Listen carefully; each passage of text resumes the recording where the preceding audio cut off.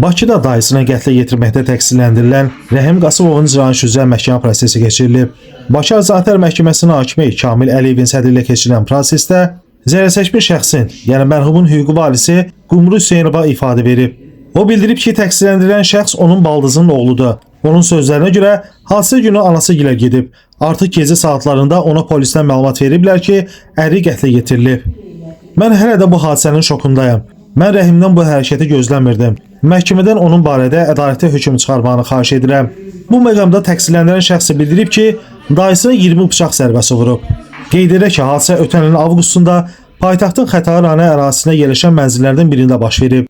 Belə ki, 60 yaşlı Firdovsi Həsənovun üzərində xəsarət izləri olan meyitinin aşkar edilməsi barədə rayon prokurorluğuna məlumat daxil olub. İlkin araşdırmalarda 32 yaşlı Rəhim Qasımovun bıçaqla xəsarət yetirərək Firdovsi Həsənovu qəsdən öldürməsinə əsaslı şübhələr müəyyən edilib.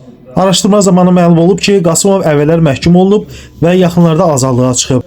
Mərhum isə yük avtomobilinin sürücüsü işləyib. Ona qarşı cinayət məcəlləsinin 120.1-ci, yəni qəsdən adam öldürmə, 157.1-ci, yəni Azərbaycan Respublikasının qanunları ilə müəyyən edilmiş əsaslar olmadan mənzildə yaşayanın iradəsi ziddinə mənzilə daxil olma və 234.1-ci, yəni satış məqsədi olmadan narkotik vasitələri və ya psixotrop maddələri xeyli miqdarda əldə etmə, saxlama və ya daşıma maddələrlə ittiham sürülüb. Orxan Rasifoğlu, Məhkəmə Xəbərləri.